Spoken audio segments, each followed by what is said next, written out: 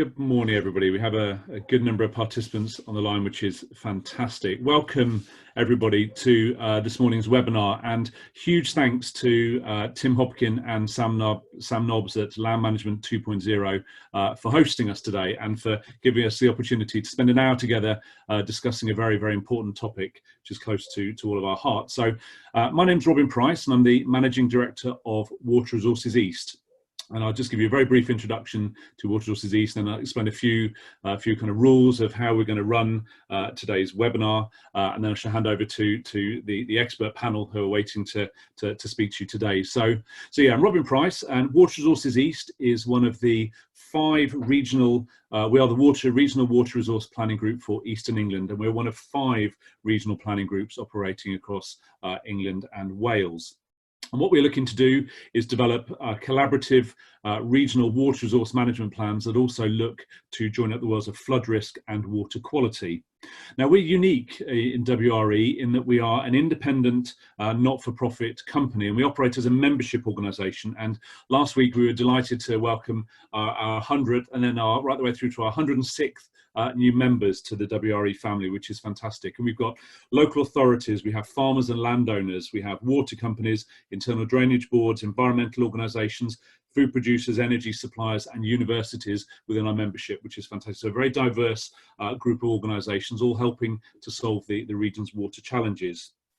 And our intention is to co-create our regional plan with all our members. What we don't intend to do is kind of just a rather traditional consultation process where we come up with a plan and then we send it out to a load of people and hope you will like it. We want to make sure that all water users and everyone who has an interaction and an interest in water gets an opportunity to comment and gets an opportunity to truly shape our plan. And as we produce our plan over the next 2 years, so we'll publish our plan will come out in the first iteration in September 2022. I'm afraid we are really asking very much to have our cake and eat it as we develop our plan. Our intention is very much that our plan will increase the level of resilience for all water users across Eastern England, large and small. Will ensure that water acts as an enabler for economic development, including housing, but critically in this region, a thriving agri-food sector.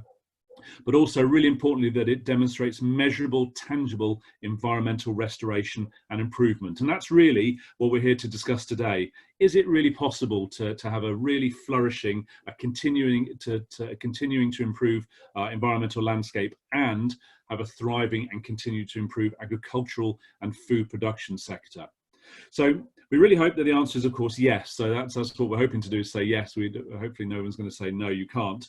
But I'm no expert. So I thought it really probably much more appropriate to assemble a group of experts on the line. So we've gathered 6 individuals and organisations have a really strong view and some really significant experience in this world and in terms of managing agriculture and environmental needs.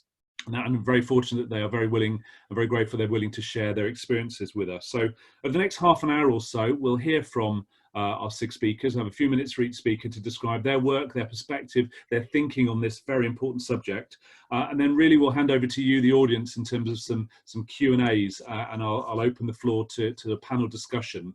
So please please pose your questions via the Zoom. Please use the Q&A function on Zoom rather than chat function if possible. And you can also vote for questions. So please do vote for questions that you like, and that'll really help me as chair kind of make sure I'm kind of answering and posing the hot topics to our speakers. So without further ado, I'll invite each of our speakers to introduce themselves and give us a few minutes overview on their perspective on the agriculture and environmental worlds, how you can drive both of those forward at the same time. So firstly, I'd like to welcome to the virtual stage Alice Ritchie from the Country Land and Business Association. Thank you, Alice. Thank you. Thanks so much, Robin. Good morning, everybody. Thank you so much to WRE and Land Management 2.0 for convening this and having me on the forum. Yes, my name is Alice Ritchie. I work for the Country Land and Business Association as the lead on climate change and water. 2 very interlinked topics and very relevant, I think, to today's discussion. I'm actually currently in the middle of an MSc, kind of trying to answer this exact same question.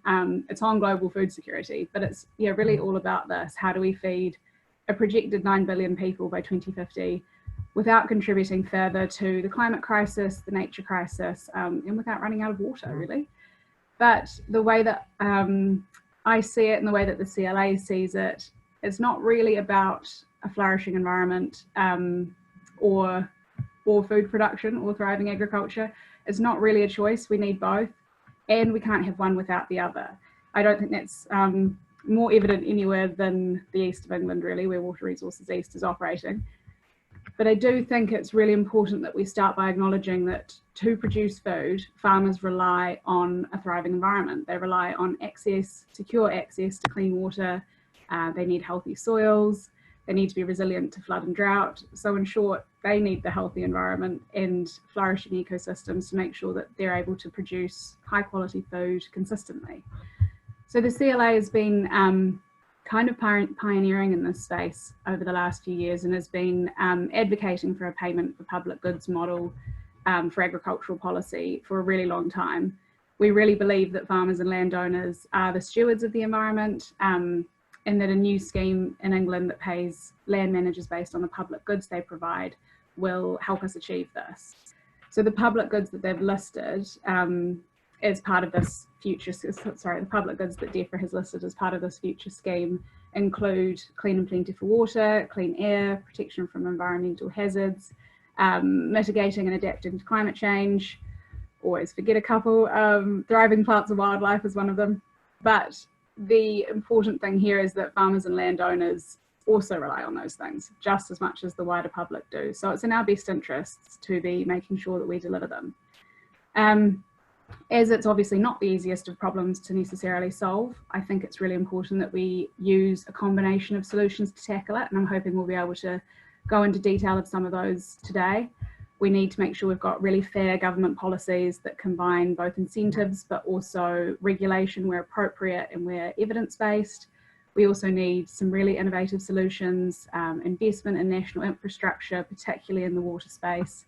And we also need really collaborative, holistic solutions that work across all the sectors, where I think, WRE is doing a fantastic job. But yeah, I'm hoping we'll be able to kind of delve into a few more of these solutions in the discussion today. So yeah, looking forward to it. Thank you.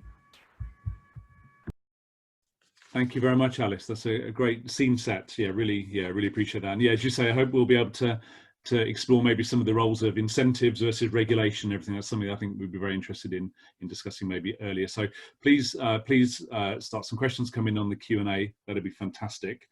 So I'd like to now introduce a gentleman who's just become a father to 2 baby beavers. I'm sure he will be mentioning something in a moment. So huge congratulations, Archie, to you and your colleagues down in Essex. But if I could welcome Archie Ruggles-Brise to the virtual stage, that'd be brilliant. Thanks, Archie. Thank you. Thanks, Robin, and thank you for the congratulations. It sounds, the way you made it sounded like I had more to do with the production of baby beavers than perhaps I actually did.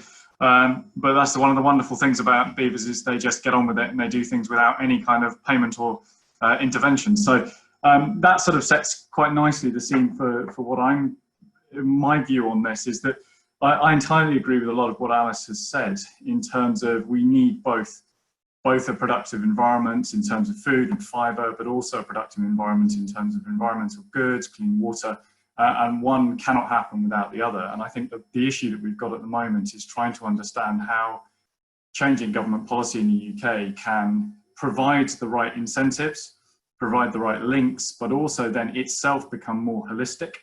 At the moment, we're on the estate, we're looking at changing land uses, trying to model net gain, for some projects we've got, trying to introduce greater diversity to our farming system by bringing trees into the arable cropping systems.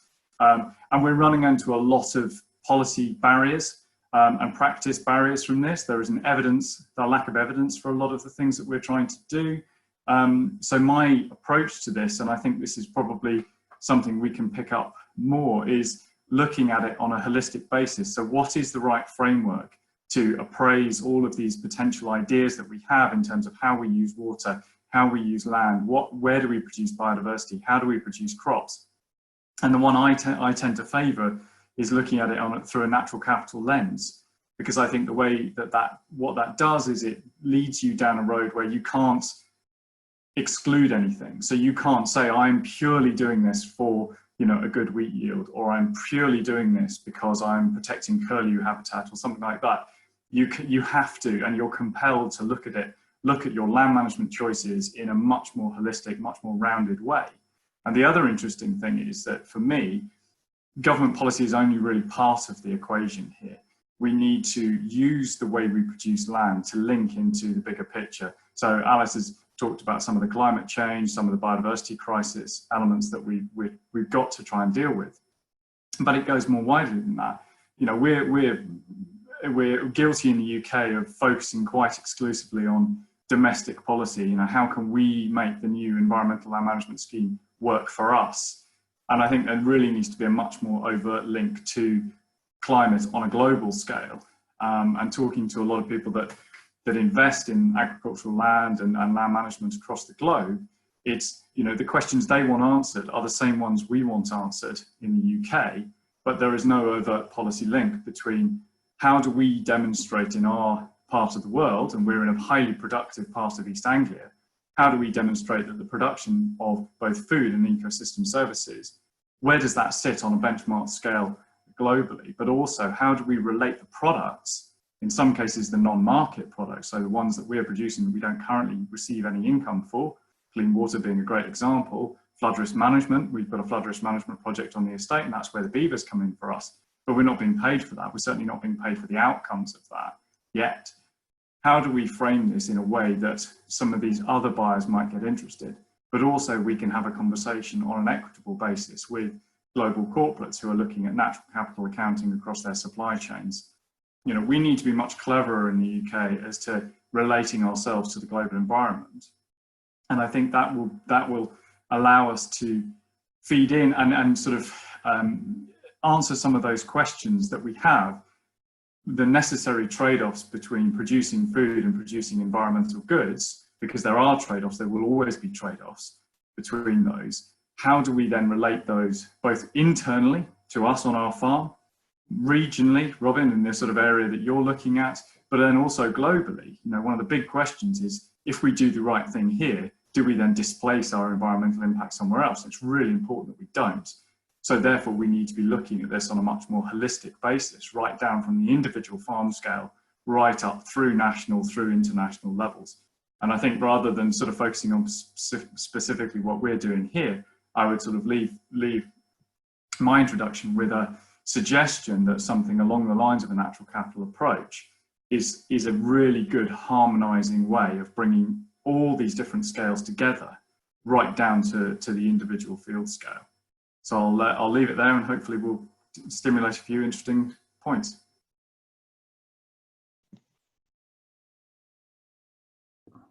Thank you very much indeed, Archie. That's yeah, wonderful. Thank you. Just a brief reminder to put, if we could put questions in the Q&A function rather than the chat, that would be fantastic. But yeah, please do. Yeah, some real food for thought from Archie, and some things we shall come back to, definitely. Thank you very much.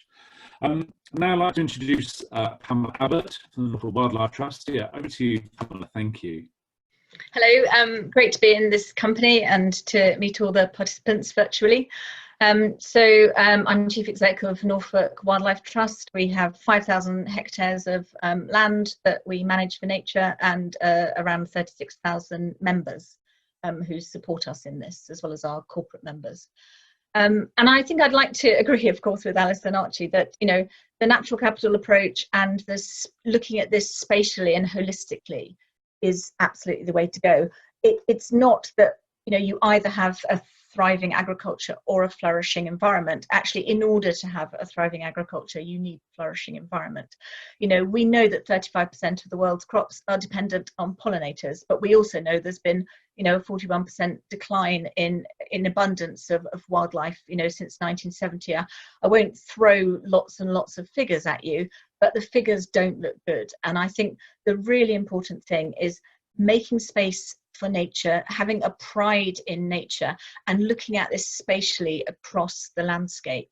So something we're doing in Norfolk and Suffolk in a very vast collaboration of partners is to look at our natural capital assets and then we can really target where could we make space for nature, where is the most productive places that we can have agriculture, where are the places where actually because of the soil or because of the water needs or because of the way that the runoff goes, it would be much more sensible to actually have a different form of agriculture. You know, are potatoes right on the edge of the Broads always the right thing to do? And I think looking at that holistically as a farm or as a, you know, as a wildlife trust and collaborating it on that scale, create this network right across the landscape so that you know, wildlife can move, that pollinators can be supported.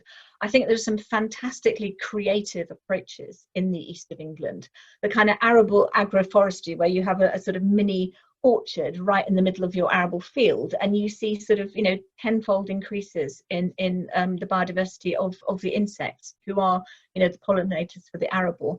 There have been some wonderful studies on whether you leave sort of 0% of semi-natural habitat up to 8% of semi-natural habitat on a farm, and you've got like 35% increase in the productivity of the yields in that farm. So I don't think there is a dichotomy. It's not an either or. It's not a, you don't all have to have a farmed environment producing purely nature.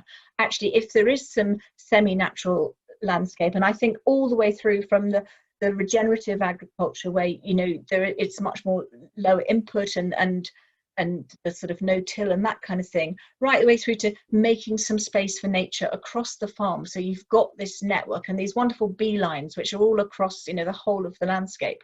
Those things will make such a difference to the way that nature is able to come. We have a place at Pigneys Wood. There was just some sand and 11,000 ivy bees just came.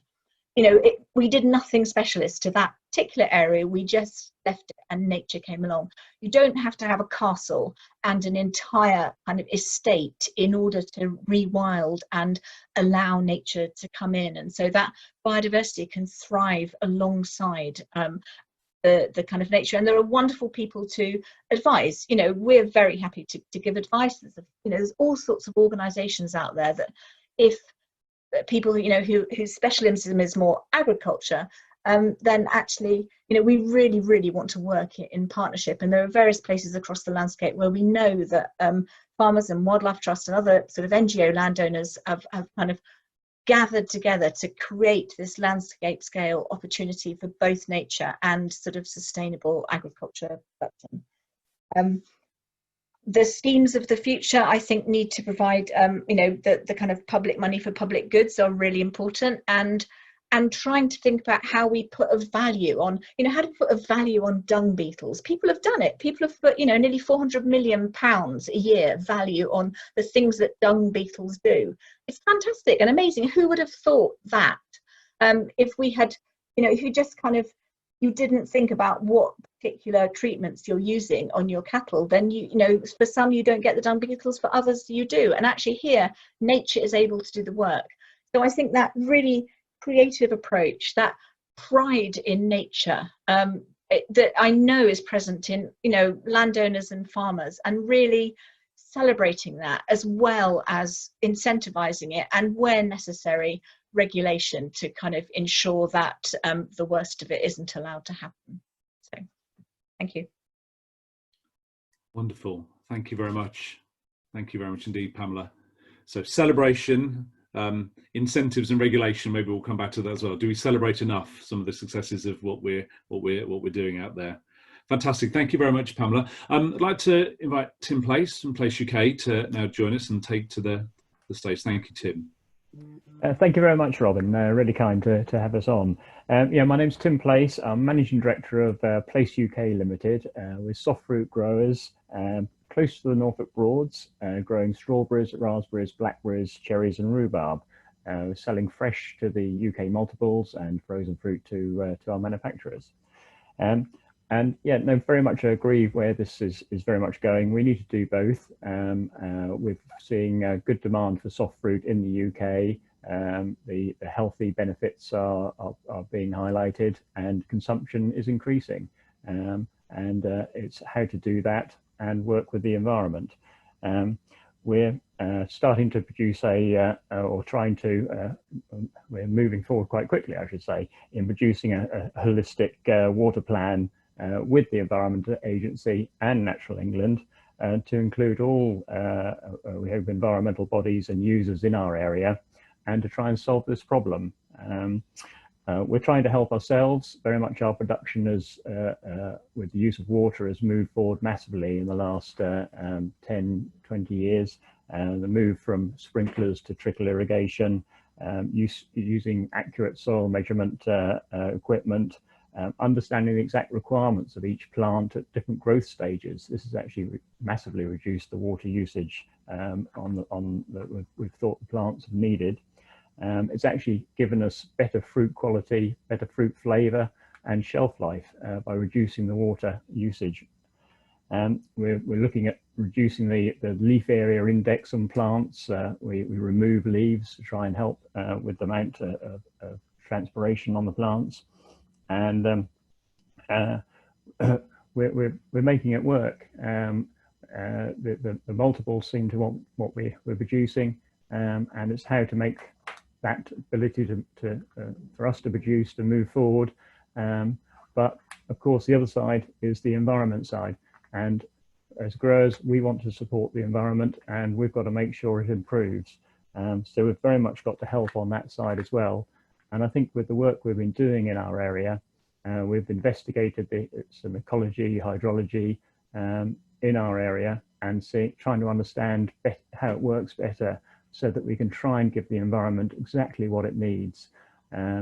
It's been a big eye-opener, and it's trying to get this work taken forward to produce this holistic plan to try and give us the production in the right areas, with the water that we can use, finding alternative water sources, and giving the environment. The Norfolk Broads, we love the Norfolk Broads, and we've got to bring them up to a standard that makes them thrive. So thank you very much. We're working on it, and anybody's help is appreciated. Wonderful. Thank you very much indeed, Tim. Thank you very much for that. And I know, we're obviously working very hard with BAWAG, the Broadlands Water Abstractors Group as well, and others in that area. So great to see the amount of work that's going on, and joined up approach with the regulators as well, which is fantastic. I'd like to now introduce Charlie Curtis from G's Fresh. Charlie, thank you very much. Morning everybody. Thank you for this opportunity to speak actually about what we're doing, and then obviously to get some of your views later on. So I am the head of future farming, which basically means I'm responsible for the regenerative agriculture strategy and the rollout plan across our UK farms. So we're based in Ely, Cambridgeshire, but we also have fields and farms on the coast, where we're seeing probably a few more challenges with water versus the Ely, where soil is a bit of a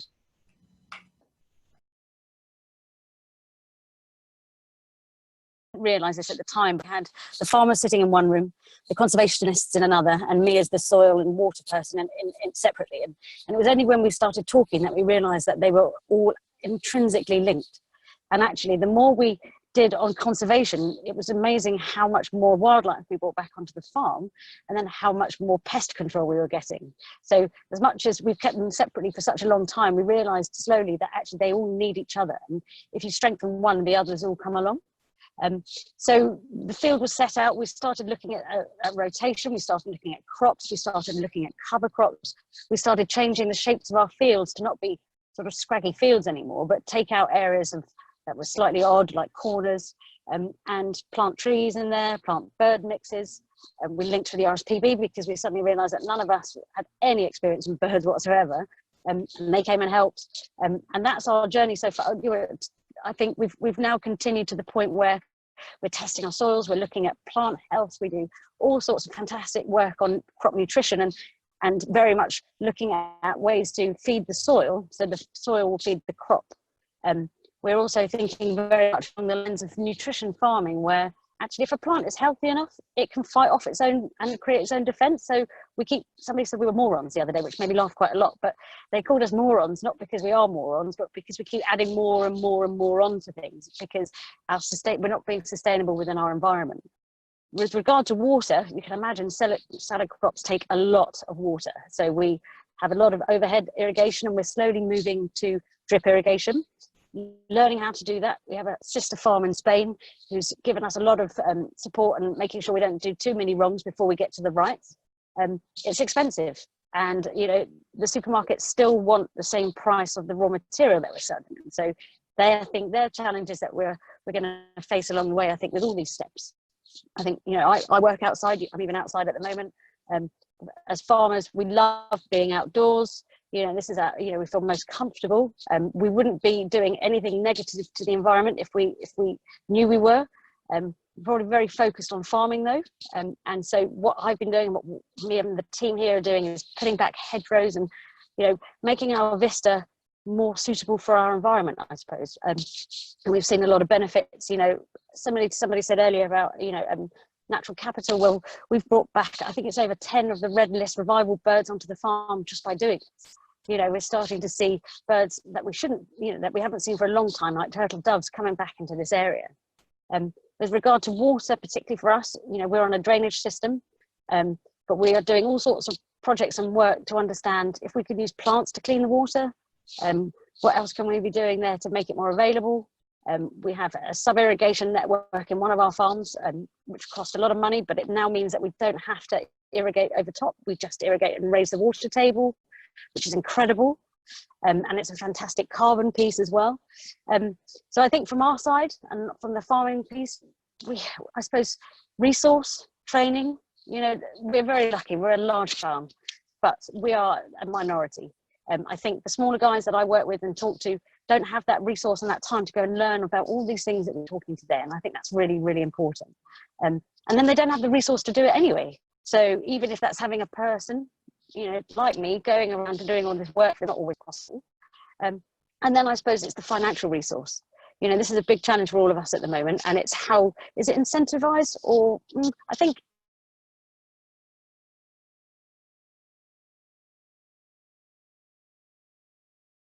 because it's just seen as another audit and another this and another that. You want people engaged from the beginning, so it's culture. But that's it from me, really. Thank you very much. Wonderful. Thank you, Charlie. Thank you very much. Culture, that's what we need. Another fantastic word. I've written down, I'm writing post-it notes like mad here. So perfect. Thank you very much indeed. Wonderful. Okay, and our final speaker, last but by absolutely no means least, is John Patrick from Sustainable Water Solutions. John, over to you. Thank you. Thank you, Robin. Hello, everybody. And Robin, pleased to know that you haven't announced I've just become father, sorry.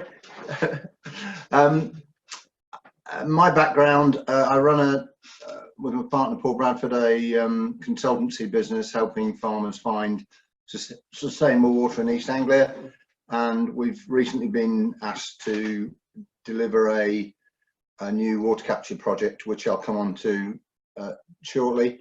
In terms of answering the first question that you asked for, is there enough water to go around, Robin? I'm looking back, I think with hindsight, over the last, say, 5 years, we were dangerously running down a route that the answer was going to be no. I think now we've got a strong possibility that we can, and the pulling together of our resources with vehicles like WRE, I think, is crucial to that.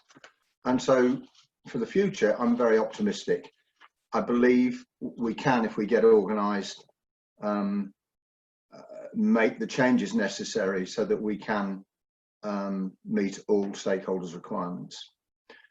The project I'm just going to show you as an example of one of the ways that we can possibly do that. It's a small, in terms of the National Water Challenge, it's a small event, but it shows how it could work.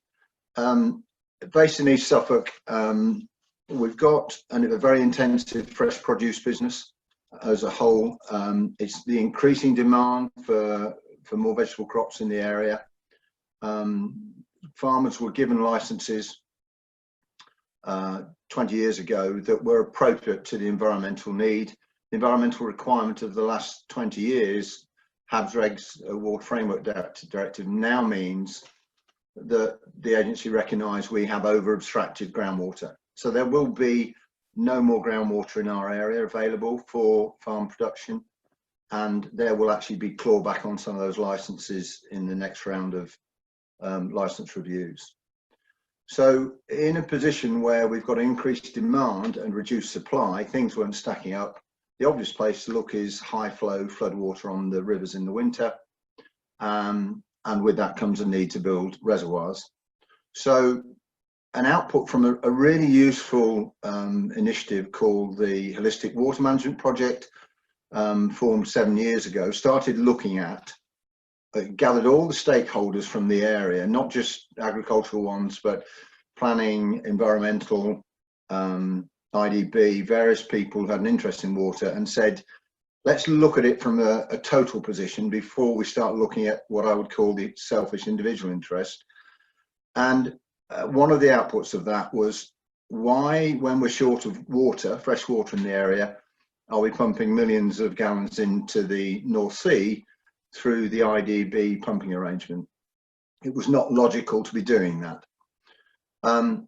So 7 years of work has now ended up with the formation of a company called Felixstowe Hydrocycle, which is fundamentally putting in a 12-kilometre pipeline from the seawall, turning around the IDB pumps and pumping that water back inland and dropping it off at the reservoirs, which are in danger over the next 6 years of running out of license to fill them.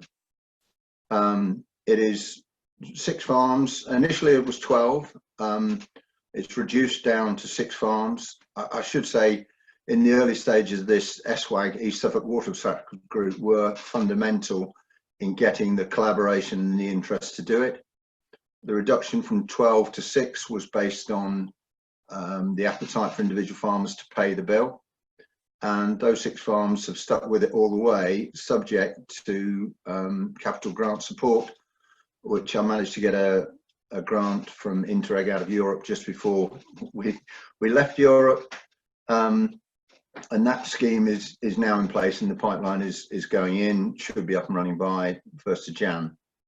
The other part of that equation was the reservoirs. If this is where we're going to get our water from, reservoirs are expensive, are contentious from a planning and an aesthetics point of view.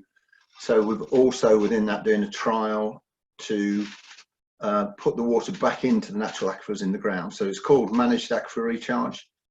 It's done by a series of infiltration lagoons.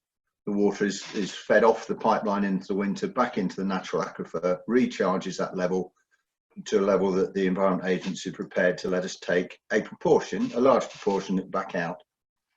There is a considerably high bar on water quality that we're going to have to pass, quite rightly, for fear of any pollution risk.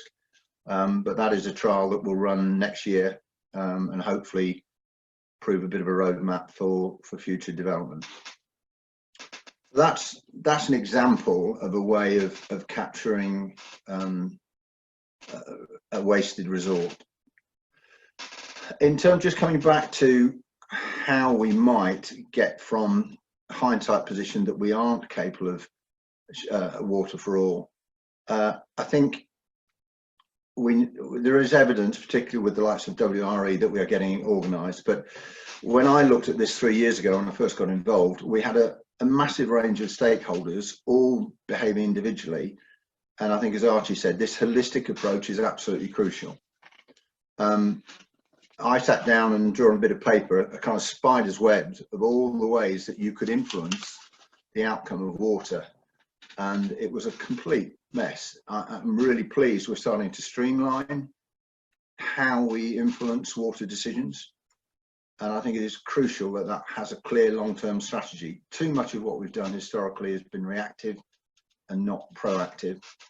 And we can only be properly proactive if we get all the interested parties around the table, particularly if we're trying to address issues that range from a world scale in climate change down to individual issues on a small catchment. And so I do think we've got to keep going with the CABA approach.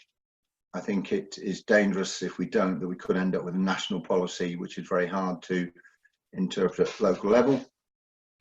The big question then is, if we get all this cooperation, is that resources are limited. Everywhere I go at the moment, whether it's the agency, whether it's our locals River Trust who run our CABA unit, whether it's individual farmers, you know, funds aren't easy to come by. And if that's the case, using WRE as a vehicle to coordinate this so we make efficient use of limited funds, I think is absolutely central. Thank you. Thank you very much, John. Thank you. Yeah, really interesting. I wanted to kind of finish with you because of the just that link between so many different actors kind of in the Felixstowe area. That's a wonderful example. Thank you. Okay. I'm overjoyed as chairman to see lots of questions coming through and lots of voting, which means I don't have to answer all the questions I've been writing down just in case. So, which is fantastic. But I would just use chair's prerogative if I may, and just pick on something that Archie mentioned around just get panelists' views as to whether how inward looking we are in the UK. How much do we reach out overseas? Charlie, you mentioned kind of your sister farm in Spain and everything, but how can we get better? Where else in the world do we think may have maybe one step ahead that we can be looking at to kind of just to follow through? I wonder, Pamela, you're nodding. I wonder if I could ask you, Pamela, to come in and just any international view in terms of that, just in terms of kind of international best practice or good practice that you've seen. Yeah, so I wasn't thinking so much about the good practice. I was just completely agreeing, because I previous to going to Norfolk Wildlife Trust, I worked for a UN associated biodiversity organisation in Cambridge, and it really struck me that, having worked in UK conservation for 16 years prior to that, and then all of this international kind of expertise, we kind of export a lot of expertise, but we're not very good as a nation of actually having it back. So we kind of do a biodiversity strategy, which is fantastic. We're probably the first country to do it. Then other countries go, oh, that was good, but actually we make it much, much better. And then we don't go, wonderful, we'll build on that. We'll go, well, we're going to carry on going our own way. And it's like looking at that globally. So when I came to Norfolk Wildlife Trust, just looking at actually the global wetland outlook says that we're losing wetlands at 3 times the rate of woodlands and forests, and wetlands are so important for the function. As we know, in the east they're particularly threatened. So actually let's look and see how we can prioritize wetlands and the kind of global targets. The government has signed up to transformative change as a result of a report that came out last year.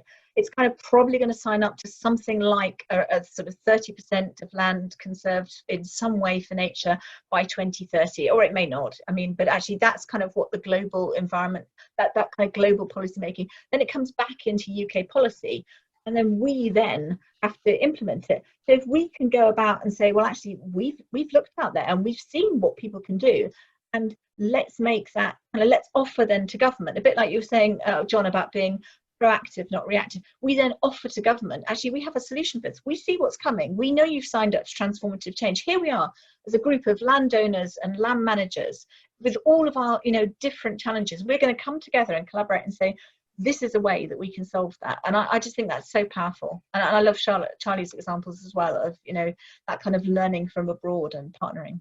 So. Wonderful. Charlie, just briefly, so you're getting, is it, which way, does more go to Spain or come back from Spain in terms of your interaction within your group? It's very different. I think I think it's quite even, actually. I think it's quite even, but I've spent quite a lot of time in other places like South Africa. So forecasting, I suppose, climate change and looking at how our agricultural landscape will look in sort of 5 to 10 years' time. So Spain is a fantastic example of that. But then we've gone to South Africa, we've gone to South America, and we're learning from them because everybody's doing really good things. We're just not telling each other. So it's how do we get that knowledge back here? Exactly what Pamela was saying. Bring that knowledge back so we can continue to develop here rather than us just taking a lot of stuff for granted. Wonderful, thank you. Okay, let's go to some questions from the out in the audience, which is fantastic. So the first question is from Claire Higson to the panelists. So adapting to the climate change is costly, especially in terms of machinery and previous investments.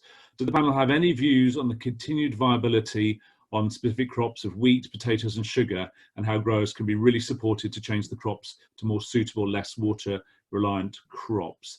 I don't know who'd like to come in. Alice, would you like to come in from a CLA perspective around kind of cropping usage, etc., and the future viability of some crops?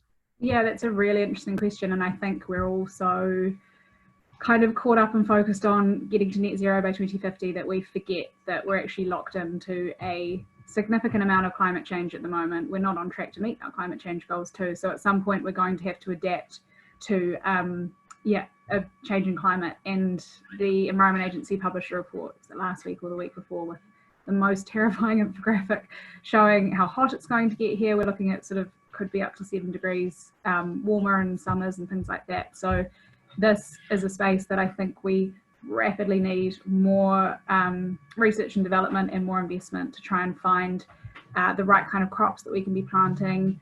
For many farmers and landowners, it'll be about thinking a little bit more innovatively about how they use their land, where they get their where they get seeds from, where they get crops from, what kind of things they can be planting. Are there, you know, is there something completely different you could be doing? I think looking to what's happening in Europe and weather patterns and temperatures there, and thinking how much of that might apply here in the next 30, 50, you know, looking really long term. And it applies across the board. I know that the forestry sector is grappling with really similar issues, trying to make sure that trees that might have a 100-year rotation or lifetime are going to be okay in a completely different climate in 100 years time. So although I'm not probably the technical expert that can talk about specific types of crops and things like that, I would completely agree that it's something we need to be thinking about, and we desperately need more research and development in from the government. Tim, do you have anything to add? Obviously, you're not growing any of those crops, but you are growing other sort of high value crops and soft fruit. What's the future as you see it in terms of kind of cropping types, particularly in this part of the world? Well, for us, yes, we're specialising in soft fruit, and really, we're employing 110 full-time staff and 550 seasonal staff. If we changed our cropping back to arable cropping, we'd employ nobody. That is the quandary that we'll be facing shortly. And how do we move our business forward? What crops can we grow that give us the business that we're operating in at the moment, the people we employ and the infrastructure we have on site here? It's difficult to know what we can change to. If I could up the sticks, all our infrastructure, our accommodation, our processing factory, our pack house, our irrigation mains and filtration and computers, I'd love to up sticks and move up to the north of England, but we wouldn't grow the fruit there because the day lengths are too short, and the climate isn't right. So we do have a quandary here at the moment, and I'd love there to be a solution. Wonderful, thank you. Okay, let's move on. Let's try and get through a few more questions. So, question from Helena Howe: how do we best encourage farmers, many of whom feel understandably attached to a central role as food producers, to really embrace things like nature recovery networks and regenerative agriculture? And if I could come to you, Archie, why have you embraced nature recovery networks? What's kind of driven you forward to really take pride and do quite as much as you're doing at the moment down in Essex? I mean, obviously, I have a personal interest, and my background comes as much from conservation as it does from land management. But really, if I'm looking at it from a business perspective, the first thing that I did when I came back to run this business over a decade ago was start looking at the finances and trying to identify where our risks are, just pure financial risk. And looking at it, we are a largely rental estate, so we let most of our land out. And that to me is a risk, because all of those producers are producing, broadly speaking, the same things. So what I'm doing in trying to bring in a variety of different approaches, trying to secure payments for ecosystem service contracts, is, if you look at it from a broad business perspective, it is purely trying to diversify my contract portfolio. So all I'm trying to do is sign up to contracts to produce different things that aren't necessarily directly linked or related to the things we already produce. So if you just look at it, even if you have no interest in sort of delivering environmental goods for their own sake, I took my lead from a lot of the big corporates and a lot of big supply chains that operate globally, who look all the way across their supply chains and identify both environmental risk and financial risk. Sometimes they're the same, sometimes they're interrelated. But I've just done the same across our business and said, well, okay, there are areas here where I can develop something that potentially has a different income stream attached to it, and this is what I'm doing at the moment. How do I access that market? And this is where I ended up with a natural capital appraisal, so that I can then talk the language of those people who might be able to buy it. But also it helps me better identify some of the risks. So for example, on our work that we did, I know that we contribute positively to biodiversity, flood risk management, clean water. If we forecast if we model the changes that we've got in the pipeline, I can make further positive contributions to that, but I can also mitigate some of the negative contributions that we've modeled as well in terms of nutrient and soil export. You know, we're an predominantly arable estate, so you know we do contribute negatively to our water environment, but also you know, we lose soil and nutrients, and those to me that is an asset risk, which feeds into the financial risk, which then feeds into this overall sustainability on a long-term basis for the estate. And I think that's probably, in my mind, one way to approach it. So if people if they're not looking at the environmental side of things primarily, if you can start talking the financial side of things, which is what through the Rivers Trust movement and others people do as a matter of course, produce some information, look at some reduced input costs, look at some reduced overheads costs, and start to make those calculations for people, or make it easier for them to make the calculations for themselves. And then you start to get a very different conversation, rather than the one which, you know, 15 years in the environmental world, I know that you will have a conversation around altruistic land sacrifice. So, you know, we don't really need that piece of land, so therefore we'll plant some trees on it. You know, there is always a finite limit to that conversation, because at the end of the day, we only ever own a certain amount of land, and you can only ever do a certain amount of things with that land. So my approach is to try and do more things with the piece of land that we have, but the only way that's going to be possible is by trying to sort of shoehorn ourselves into this emerging market. And I think the same would be true of many others. Thank you. John, yeah, John would like to come in. Just unmute yourself. There we are. I think I'm blown away with Archie's thinking. My worry is how we take informed, educated, passionate view that Archie has and turn it into something that is going to change the masses of the production. We have an agriculture which has, dare I say it, become heavy because of subsidy, and have reacted. The volume of the acreage farmed is a reaction to that stimulus. Archie is clearly thinking in 10 years ahead of the majority. And so I don't know, Alice or others, how we, other than using Archie as an exemplar, how do we get that to make a change that is more than token? It's a massive challenge, isn't it? Any thoughts, Alice, in terms of how we amplify some of this, some of this message and some of this thinking more broadly, and make it policy? I mean, such a hard question, and it is going to be really interesting, I think, to see what happens over the next few years and how the environmental land management scheme is implemented and how it works, and whether it can encompass both those like Archie who are doing sort of fantastic, really kind of high level thinking and things like that, and how it can kind of sweep everybody up into that and change the way that we view land and manage land, and so that we can both produce food and also deliver environmental outcomes. But I think the most important part about this is that we need to make sure that everything's on the table, that we have people like Archie in every single room where government policy is being made, so that we can kind of pull all these ideas together and find the best way that we can do this to both produce food and also make sure that farmers and landowners are able to achieve environmental outcomes. But it's not an easy one, and that's why these kind of forums actually are just fantastic, to make sure that everyone's thinking about this in the most holistic way, thinking about as many solutions as we possibly can, and finding as many different sort of potential streams of income, access to markets. We sort of need to be thinking about all of that as much as we possibly can. Perfect, thank you. Linked to the bottom end of the last question from Helena, but also linking into the question from Caitlin Douglas, is the thoughts on the use of regenerative agricultural practices in the UK. What are your thoughts, Charlie, around regenerative agricultural practices, please? It's coming. It's slow. It's coming along, but it's making a really slow transition. I think it's fantastic that people are adopting some practices already.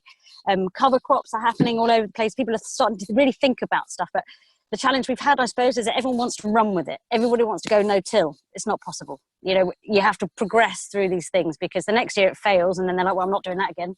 So it's about having the experience and getting people to guide you along the way, and do it as a softly approach and assess each year.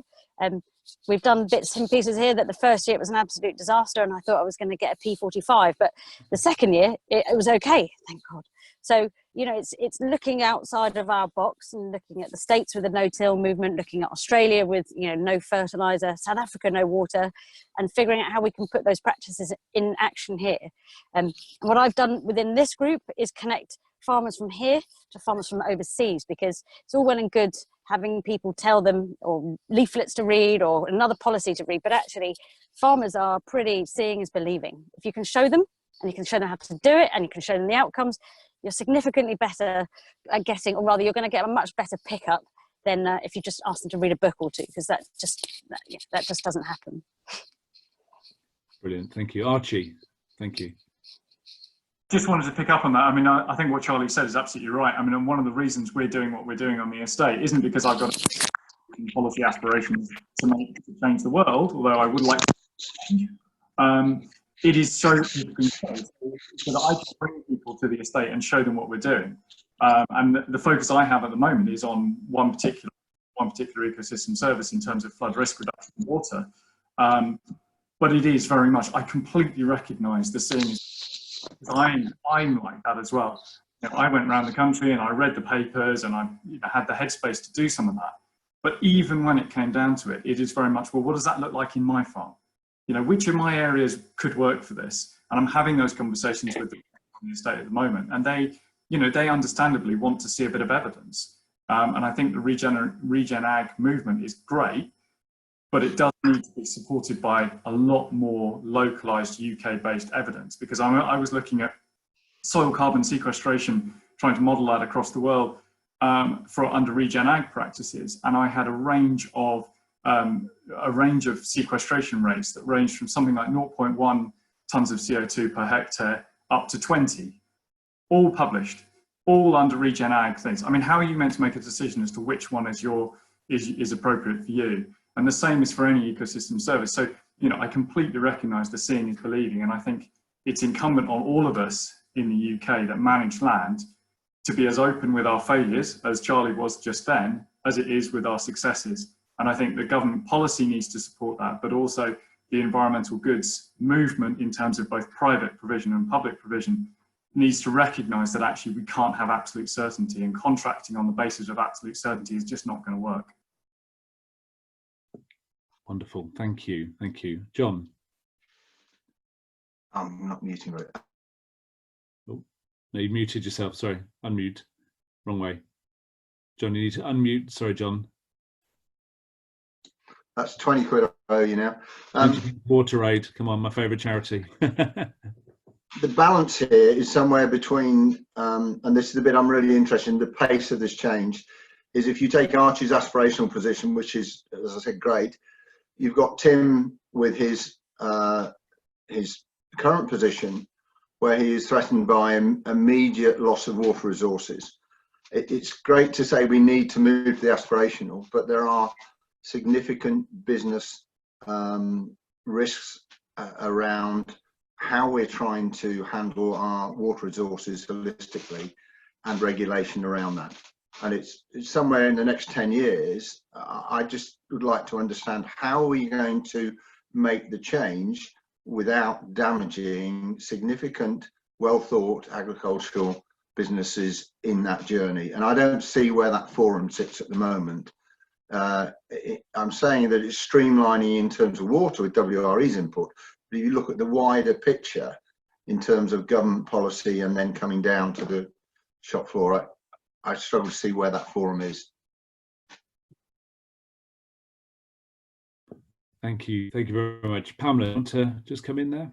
Yeah, I just wanted to respond to John slightly around that, because the sort of nature-based solutions, how does nature work for us in terms of water quality and things like that? And there's a fantastic example of a collaboration along the Solent, where some land along the edges of the Solent is being sort of, you know, left to rewild or to wild, and that the reduction in inputs that doesn't come from having that as agriculture is something that is paid for by the allowance of additional development land, which might add to those inputs, but it kind of more than compensates for it.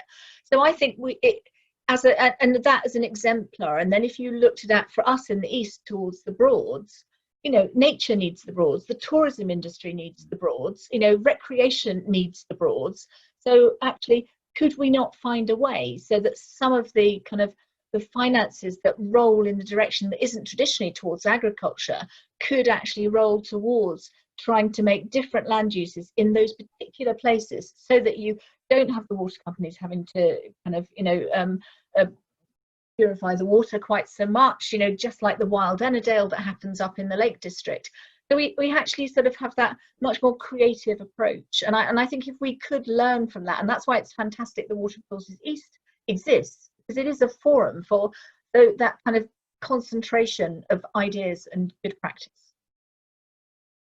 Wonderful, thank you. We've just got time for one more question. I'll try and roll two into one and get around in the 4 minutes we have left. I think we could probably talk about this all day, so maybe I'll ask Tim and Sam if we can do one of these again, part two. So just the last question, just around a question from Mark Knockert and a question from Ian Edward Brown as well, just around alternative kind of more low carbon farming techniques. So mentioned Mintill, agroforestry, paludiculture, for example. What role do they play kind of moving forward? I don't know whether Pamela, whether you experimented with any of this within the kind of the Wildlife Trust estate, or Archie or Charlie, Alice, you know, are any of you kind of thinking around some of these low carbon things? So just very briefly around the panel, your view on kind of these low carbon farming techniques, if I may. Pamela first, if I may.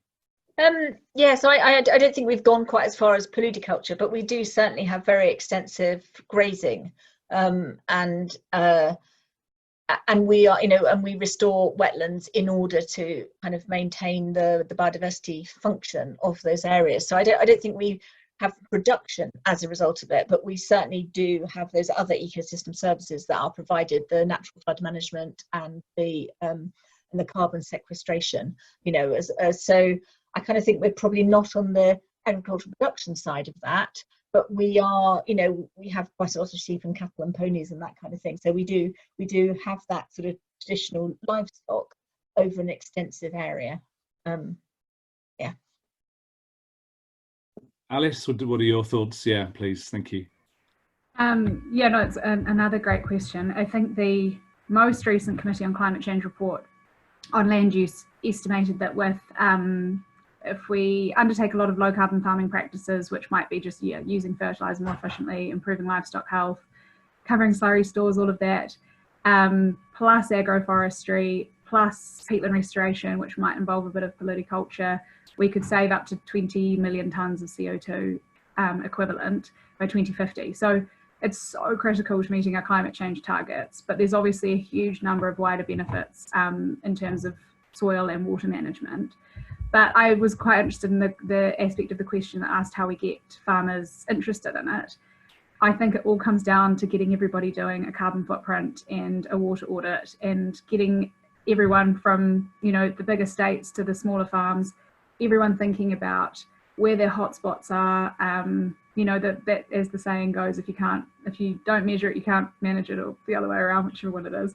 But it makes a huge difference if you know what you're working with, and you know where you can make changes, and you can take advantage of the wealth of resources that are out there, free resources and free online tools like the Cool Farm tool and the Farm Carbon Cutting Toolkit. I think the Cool Farm tool has a water element and a biodiversity element to it, and there's a bunch of other tools online that you can use to measure your water footprint. But just starting with that and then thinking, right, what's this going to look like a year from now if I do X, Y, and Z? That's how we get people interested. That's how we get people thinking about it. And that's how we get, you know, how we meet those climate change targets, how we reduce our emissions by 20 million tonnes, which is not insignificant. So yeah, a really, really big part of it. Perfect, thank you. Archie, you just wanted to come in briefly. Yeah, I mean, just to say that, I mean, in terms of things like agroforestry, there are still some significant barriers. I mean, Alice mentioned the amount of potential carbon sequestration locked up in systems that include agroforestry. And yet the UK's Woodland Carbon Code can't accredit agroforestry-based density systems. So you can't get carbon credits for planting trees in arable systems. And we have some policy issues with that, which just need to be moved out of the way in order to increase uptake. But generally speaking, it's anything that increases the diversity of our system, both in field and on the edge of field. So we take a mixed land sharing and land sparing approach on the estate, will lead to a more sustainable outcome in the long term. But it's the short term cost of that change that also needs to be considered. So it is expensive to change a system. Doesn't matter which system you're doing, it is expensive to kit yourself up or change the kit that you've got. These things need to be brought into the discussion as well in the short term. Brilliant. Just very briefly, Tim, any views? Just literally just in the last couple of moments, Tim, John, and then Charlie. Thank you very much. Found it very interesting, and yeah, certainly a lot of thoughts in my mind as well. So thank you. Okay. And just about kind of low carbon, Charlie, any kind of final thoughts from you around alternative and some of the low carbon techniques and anything else we should be doing? I think it's probably more about finding. Oh, am I on? Yeah, finding out what they are. Every farm is different. We are using the Cool Farm tool, and we're using it on our peat soils, but also on our sands. And what it's telling me is a high carbon problem here in Ely is not the same. So it's just get on a tool, find out what it is. Let's have a look at it, and then start to see if you can change it and offset it with other activities on the farm. Wonderful. And John? You're muted, John. £30 to water aid. I'm going to John, you're muted. Sorry, it's not a subject that I've had a great experience with, so I can't really contribute. Sorry. No, don't worry. Okay, fantastic. Right, we are out of time. Oh no, we've got 31 more questions that we could have answered. So that shows the power of the discussion we've started, which is absolutely fantastic. So I mean, I think a couple of phrases, but I think one of the things that really struck me, you mentioned, Charlie, stop sitting in different rooms. And I think by sitting all in the same room as we're doing today and continue to do this, that we, there is no, it isn't a question of flourishing environment or flourishing agriculture. They are absolutely interlinked. So the more we continue to do this have this sort of forum, have this sort of discussion, and work through different groups and organisations and build partnerships, the better. So fantastic. So huge all power to Land Management 2.0's elbow for Tim and Sam and the team for arranging this sort of forum. Really fantastic. And I think we'd probably like to come back if we may, if we could reassemble this cast and if we could have it all afternoon next time, that'd be fantastic. So can I thank Tim and Sam? Can I thank huge thanks to all 6 panelists, wonderful panelists, really thought-provoking. I really think we could have spoken all afternoon. So we will continue this conversation. Lots more questions. We'll see if we can circulate the questions, see if we can circulate and continue some of the discussion offline as well. But thank you very much to all our participants for giving up an hour to spend with us this afternoon. And I wish you a very good rest of the day. And yeah, thank you very much indeed, everybody. Thank you very much. Thank you.